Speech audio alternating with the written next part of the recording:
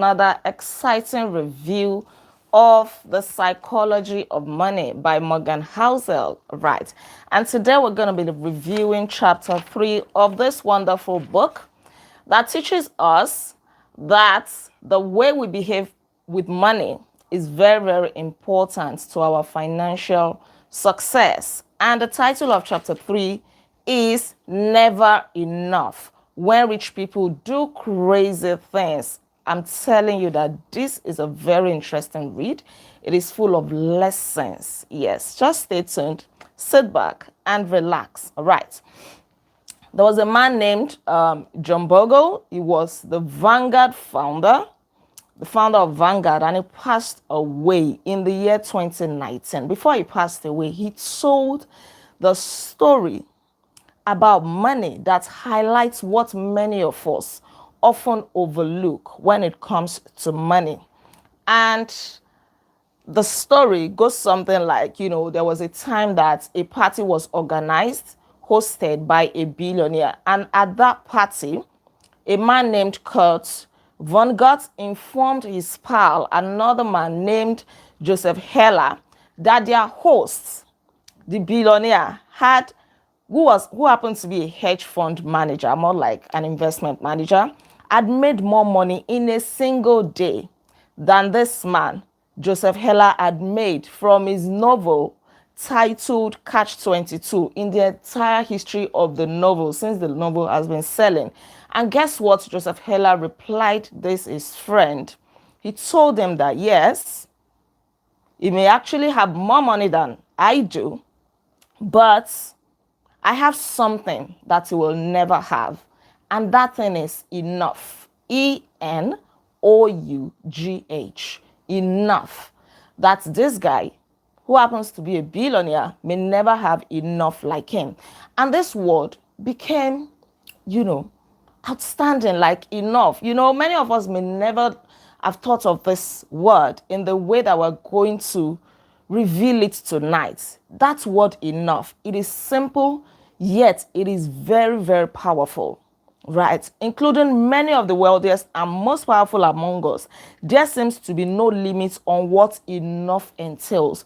What does enough mean to you? What it means to you may not be what it means to me. At what point do you realize that what you want is enough?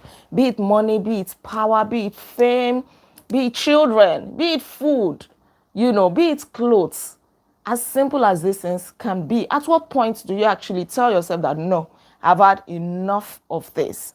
And this is what we're going to look at today. And the author offers 2 examples of the dangers of not having enough and what these examples can teach us.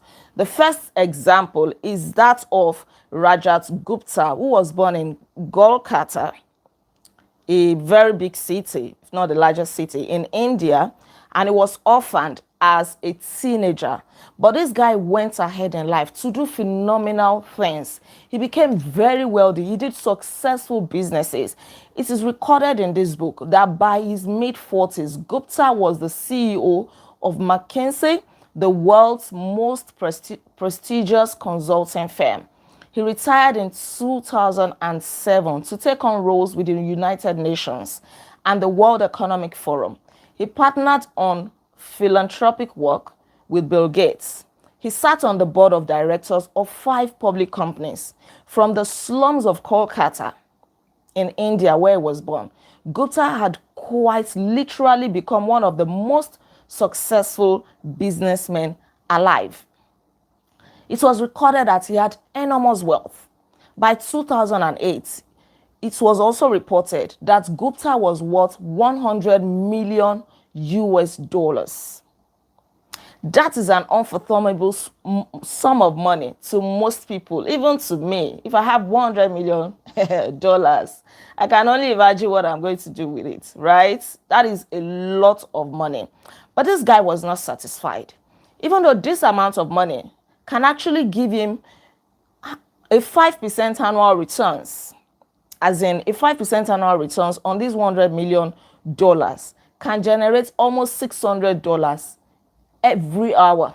not every day, every hour, $600. Now multiply $600 times 24 hours in a day. That is how much this money is going to give him in one day. Yet he wasn't satisfied. He wanted to become a billionaire at all costs. So he got onto the board of a company, a bank actually, an investment bank named Goldman Sachs, and was surrounded with some of the wealthiest men in the world. He was on the same board with them, making critical decisions in the world of finances, the world of money, and so on. But a time came that this bank was going through financial crisis. And somebody, Warren Buffett, precisely, decided to rescue this bank from the financial crisis that it was undergoing by pumping $5 billion to revive it for its survival. And because Gupta was on the board of directors, he had first-hand information to this. But then, also because he was not satisfied, the money that he had was not enough. The day that the important decision was supposed to be made, that Warren Buffett, was supposed to make this announcement, the day that before the announcement went public that, Warren Buffett is investing this, and because Gupta was on the board of directors and he knew about this, his never enough, never satisfied greed spirit was activated. And 16 seconds after learning of the pending deal, because he was dialed onto the call, he hung up the call and quickly called one of his investors named Rajaratnam. He called that one. The call was not recorded, but the aftermath of his call with Rajaratnam was that Rajaratnam immediately bought 175,000 shares of Goldman Sachs, of the bank. Right. And the deal was announced to the public hours later. And by the time the deal was announced to the public, Rajaratnam already made a quick $1 million in profits. And that was just one example of an alleged trend. The Securities and Exchange Commission claims that Gupta's insider tips led to $17 million in profits. But do you know what happened? It is also said that that was an easy money, but he was prosecuted for it. Rajaratnam was also prosecuted for it. Both of them went to prison for insider trading. Their careers and reputations were irrevocably ruined. That is danger right there, in case you're not thinking it that way. That is danger. You see how never enough, greed, never satisfied. Just like they say in economics, human wants are insatiable. It led him to prison. And at the end of the day, the question we should be asking is, did he really enjoy that money? Did he actually live? Did he actually have the freedom that he needed to enjoy that money? He is not the only example. Remember, we said that we're going to look at two examples. The second example is that of Benny Madoff. His crime is well known. Madoff is the most notorious Ponzi schemer since Charles Ponzi himself. Right. But then he had a career. It was recorded that he was a very successful businessman. He was into legitimate dealings, legitimate businesses. He had a successful company, a successful career going on for him, but he was also not satisfied. And for 2 decades, he swindled investors of their hard-earned money before he was actually caught, before his crime was revealed. Ironically, like a few weeks after Gupta's endeavor was also revealed, and he too had to dance to the tune of the law. Right. He had a very, very robust profile. He was a market maker, matching buyers and sellers of stocks, and he was good at it. Like I said, he was a very, very successful businessman. In fact, his business made between $25 million and $50 million per year. Yet he wasn't satisfied until he got into fraud.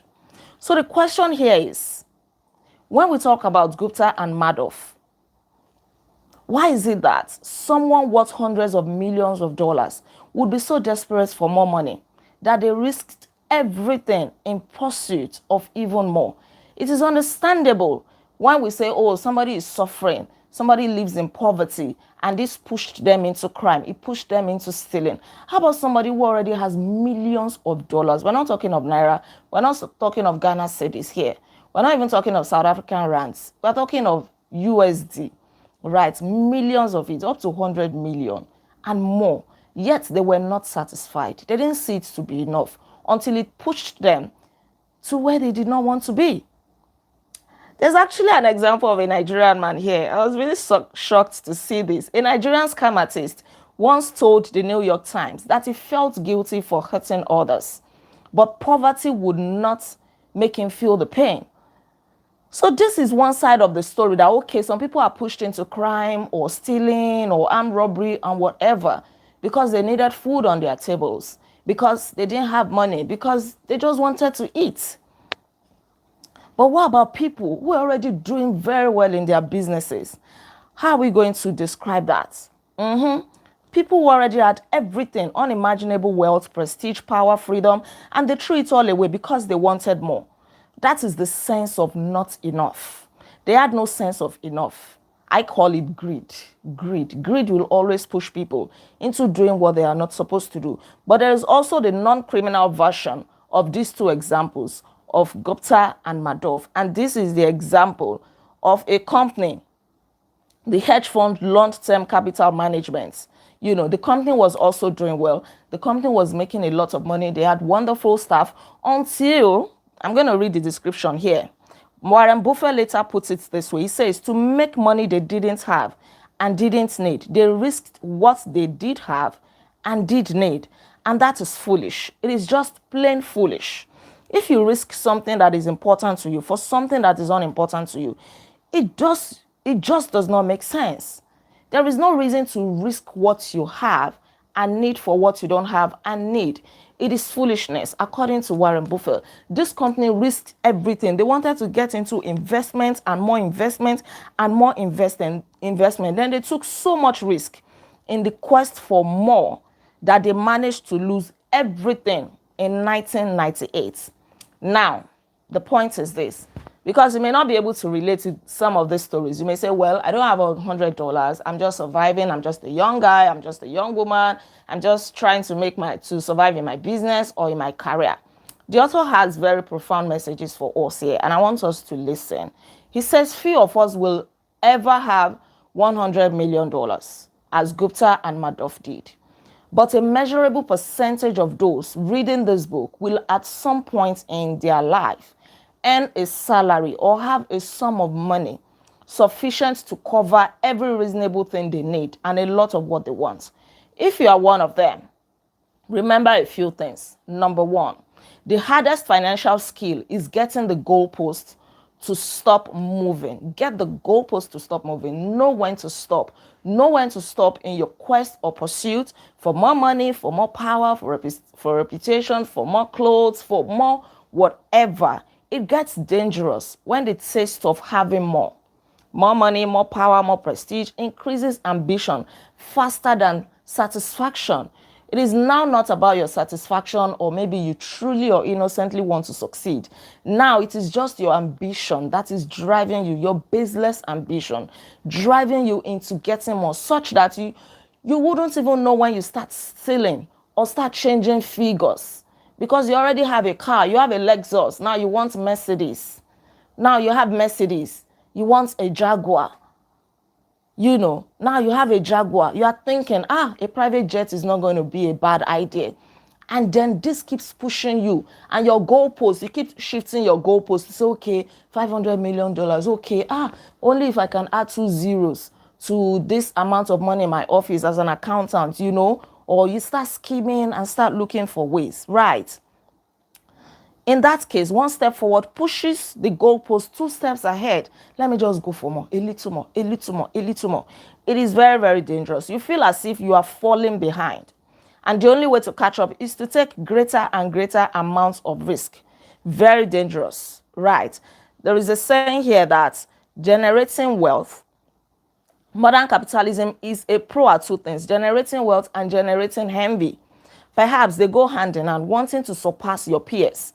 This can fuel your passion for hard work. right? But life isn't any fun without a sense of enough. You are never going to be happy. If you are not satisfied, you will not feel fulfilled. So let satisfaction be one of your guiding principles. The second thing you should note, irrespective of the level that you are right now in your life, know that social comparison is the problem here. We all want more. You are a fresh graduate earning probably 200,000 naira in Nigeria. Your manager is earning 1 million naira, and you're comparing yourself to that manager. The manager is comparing himself to the CEO of the company who can rake in 10 million naira in a month. That is social comparison. Or whatever you have a good man, a good woman as your spouse, but you see your neighbor, because they're always laughing and, chatting, you feel like they have a perfect life. Social comparison, it always drives people into errors. It is dangerous. Be content with what you have. One thing that I don't do in my life is to compare my life with anybody. I was just thinking about that this morning. I don't even know what brought the thoughts. Like, I don't compare my life with anybody at all. There's something called downward comparison and there is upward comparison, right? Downward comparison is so dangerous. Maybe this one can help you to just stay at a level like, oh, after all, I'm better than my neighbor. My neighbor just has a school set degree. I'm a graduate. I'm better. That's downward comparison. It can make you to remain at the status quo, not to improve yourself.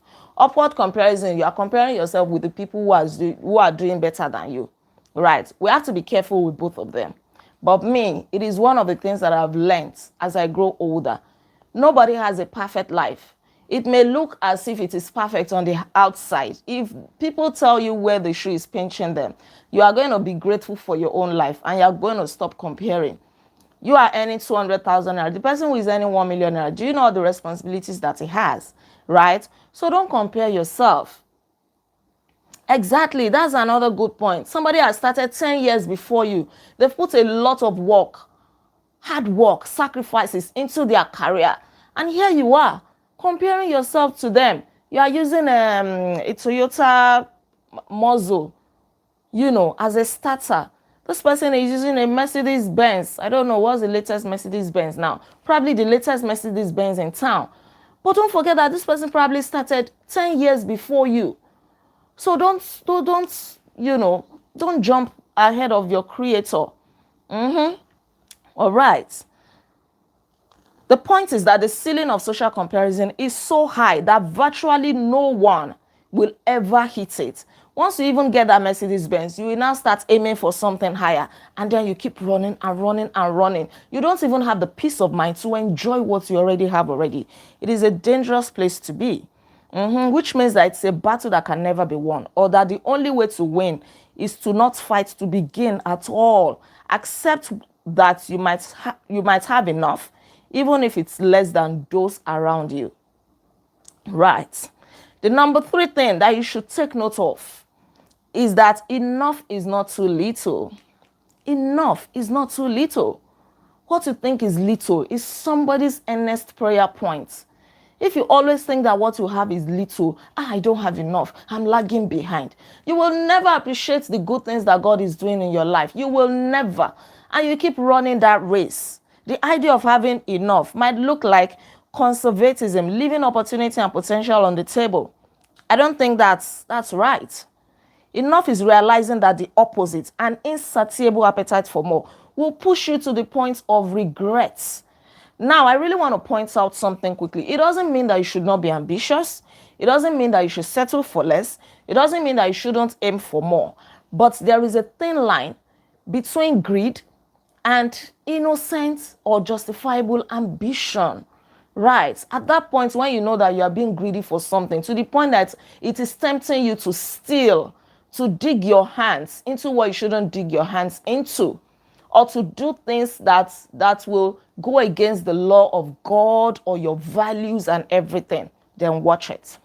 Watch it. Rajat Gupta and Madof in the world, they resort to stealing because every dollar is worth reaching for regardless of consequence. That is the part that you should watch it. When you don't even feel any remorse, swindling other people, scamming them just because you want to live the good life. then watch it. Whatever it is, the inability to deny a potential dollar will eventually catch up with you. I want you to know that not every open door is your door. Not every opportunity is your opportunity.